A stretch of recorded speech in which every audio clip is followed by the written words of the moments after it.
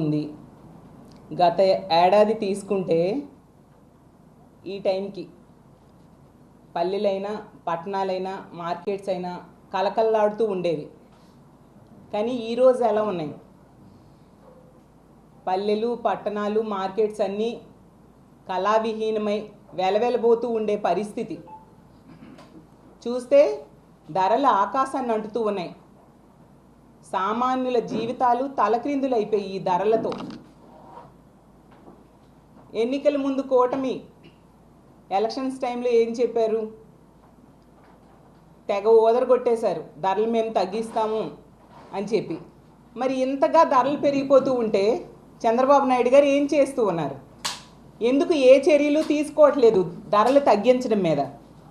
అసలు ప్రజలందరూ అంటూ ఉన్నారు, ఒక మహిళను అడిగినా, ఒక రైతుని అడిగినా, ఉద్యోగులను అడిగినా వాళ్ళు చెప్తూ ఉన్నారు, ఏమి కొనేట్టుగా లేవు, ఏ వస్తువులు కూడా కొనేట్టుగా అందుబాటులో లేవు, ఏ వస్తువు కూడా తినేట్టుగా లేదు, అంత ధరలు మండిపోతూ ఉన్నాయనేసి. ఈరోజు తీసుకుంటే ఇసుక ధరలు ఆకాశాన్ని అంటుతున్నాయి. ఉచిత ఇసుక అన్నారు. ఎక్కడ ఉచిత ఇసుక? ఇసుక కొరత ఒకవైపు. చంద్రబాబు నాయుడు గారు ఉచిత ఇసుక ఎలా ఉందంటే, మైసూర్ బోండాలో మైసూర్ ఉండదు, హైదరాబాద్ బిర్యానీలో హైదరాబాద్ ఉండదు, అలాగే నేతి బీరకాయలో నెయ్యి ఉండదు, అలాగా ఉచిత ఇసుకలో ఉచితం ఉండదు. దానివలన ఈరోజు భవన నిర్మాణ కార్మికులకి ఉపాధి లేక, ఇసుక కొరత వలన దొరికిన ఎక్కువ ధరకి దొరకడంతో ఉపాధి లేక వాళ్ళ జీవితాలు ఈరోజు కుదేలైపోయాయి. అలాగే చిరుద్యోగులకు ఉన్నదే అరాకొర జీతం, దానికి తోడు ధరలు పెరిగిపోవడంతో వాళ్ళు ఎలా బ్రతుకుతారు? అలాగే తీసుకుంటే రైతులు, ఒకవైపు వరదలు, ఇంకోవైపు తీసుకుంటే కరువు, ఇంకోవైపు ధరలు. ఈ కూటమి ప్రభుత్వంలో అన్ని వర్గాల ప్రజలు కూడా వాళ్ళ జీవితాలు కుదేలైపోయి ఎలా బ్రతకాలో తెలియని పరిస్థితి.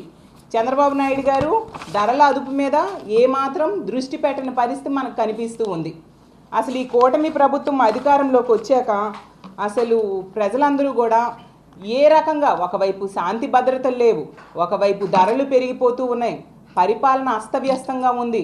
ఎంతసేపు రెడ్ బుక్ రాజ్యాంగం అమలు మీదే దృష్టి పెడుతున్నారు తప్ప ధరల నియంత్రణ మీద, ఇలాంటి సమస్యల మీద, ప్రజా సమస్యల మీద ఏమాత్రం దృష్టి పెట్టని పరిస్థితి ఈ రాష్ట్రంలో కనిపిస్తూ ఉంది. ఈరోజు తీసుకుంటే టమాటా ధరలు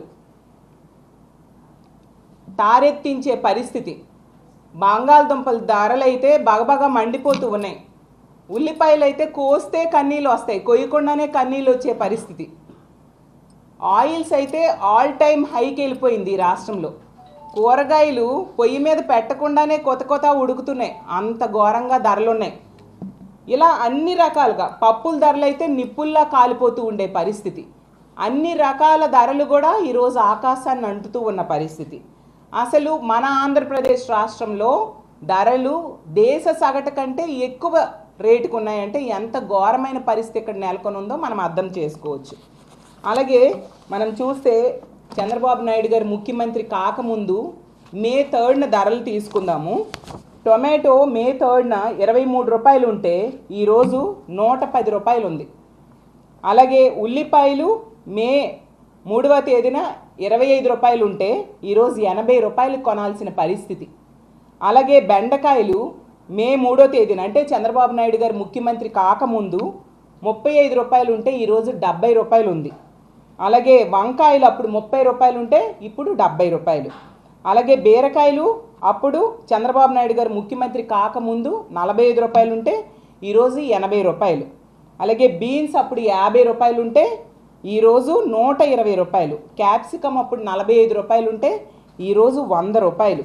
అసలు వెల్లుల్లిపాయలు అంటే అసలు గతంలో ఎన్నడూ లేనట్టుగా ఈరోజు 440 రూపాయలు ధర పలుకుతూ ఉంది. సామాన్యులు ఎలా బ్రతుకుతారు? అసలు ఏ కూరగాయలు తీసుకున్నా కేజీ 70 రూపాయల కంటే తక్కువ దొరకట్లేదు. ఆయిల్స్ అయితే లీటర్కి 15 నుంచి 30 రూపాయలు పెరిగిపోయింది. అలాగే తీసుకుంటే పప్పుల ధరలు 20% పెరిగిపోయాయి. అలాగే వంట నూనెలతో పాటు పామాయిల్, సన్ఫ్లవర్, వేరుశనగ అన్ని ధరలు కూడా ఇలా ఆకాశాన్ని అంటుతూ ఉంటే ప్రజలు ఎలా బ్రతుకుతారని నేను ప్రశ్నిస్తూ ఉన్నాను. ప్రభుత్వం ఏం చేస్తుంది? ధరల నియంత్రణకి ఎందుకు చర్యలు తీసుకోవట్లేదు అని నేను అడుగుతూ ఉన్నాను.